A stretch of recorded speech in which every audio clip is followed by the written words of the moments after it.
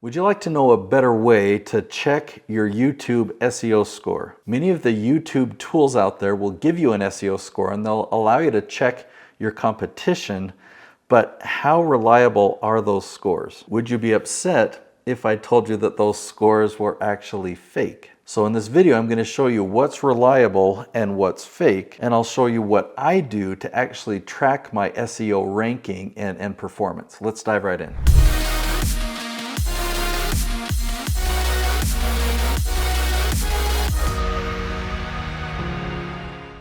You're going to be blown away by this. I'm going to show you two tools, TubeBuddy and vidIQ, and let's just take a look at some of the things that they provide me, okay? So if I go to YouTube and I type in this question, how to discipline a child that lies and steals, notice that my client, a video that I produced and filmed right here in this filming house, Nicholeen Peck, ranks right at the top. So we did something right, okay? We did something right. We're ranking at the top for this search.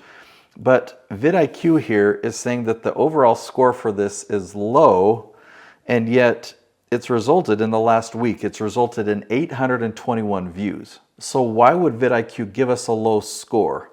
Let's actually look at TubeBuddy as well. TubeBuddy's SEO score, it's saying, you know what, this is a 50%. Let's try another example. If we type this question, how to become a construction project manager, you'll see that my client, Jason Schroeder, also filmed right here in this Utah filming house. And again, we've got this overall score of 51 out of 100. Now, if I click on the little question mark in the right corner of this section, it says the overall score is determined to help gauge how effective this keyword would be in your video optimization effort. So it's actually scoring this topic saying, this is 50-50, this isn't a really good one, but this video has resulted in 27,000 views for Jason for his ideal clients to find him. This is a lead generator for him. So why would they say this has got a score of 50? Now look back over here. It says if you have a 1 million plus subscriber channel, you might be able to break into highly competitive search terms, but if you're smaller, it's better to stay focused on other stuff.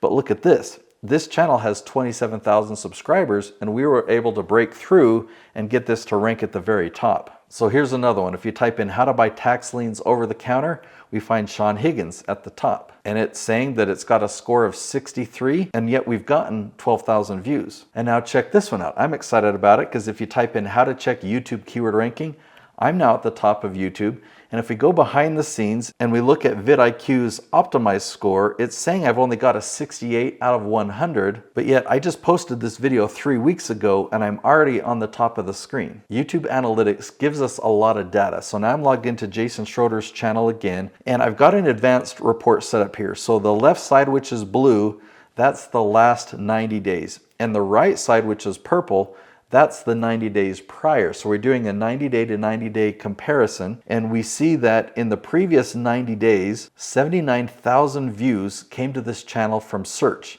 And in the last 90 days, that increased to 87,000. So if you really want to know, is my channel succeeding? Is my SEO working?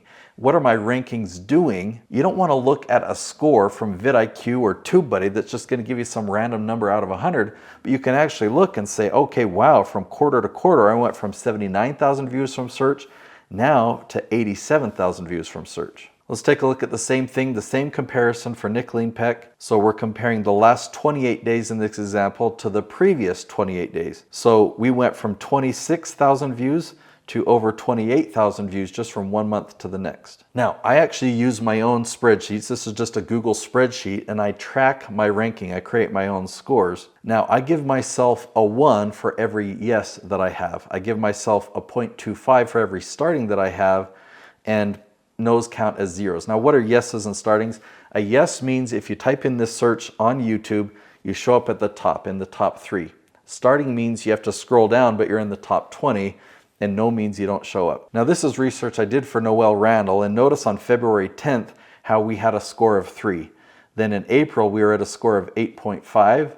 Then in May a score of 13. Then in July we were up to almost 16. Look at all those yeses. We are totally dominating this branch. Now you can break down and see where these scores come from. It says the optimized score on this video I'm ranking 72 out of 100, but what it tells me to focus on is my title, I need to be clear on what it's about. It needs to be easy to understand and make sure that the title isn't too long. Like, it's focusing on these things that it's like, are you serious? This is what you're telling me I need to work on? It says that these are low priority, but it still obviously wants me to focus on them. It says keywords in the first 200 characters of your description. I don't pay attention to any of these things, and yet my video in 3 weeks showed up in a really, really competitive space. This is what TubeBuddy says are the best practices. I need to add more tags. I need to add tags to my title. I need to add captions. I need to reply to a comment. I need to heart a comment. I need to add info in the cards. If I scroll down, there's some more here. I need to add an end screen. These are all good things to do, but they have no impact on SEO. I mean, I reply to comments because I want to engage with people. It's not going to help me with search. And it tells you to have my title between 20 and 70 characters. The length isn't going to help SEO so much as finding the questions that people are searching for. It says I need to add chapters. I need to add it to a playlist. I need to get a like on Facebook for YouTube SEO. It's kind of weird. So now that you know the nonsense and the way that I like to track YouTube SEO, I really want to teach you my leaf strategy. The leaf strategy is what I use on every channel and every video that I produce to get them to rank at the top. So I'll link to that video on the screen here. It's called YouTube SEO, the leaf strategy. You've got to learn what this strategy is. I'll see you there.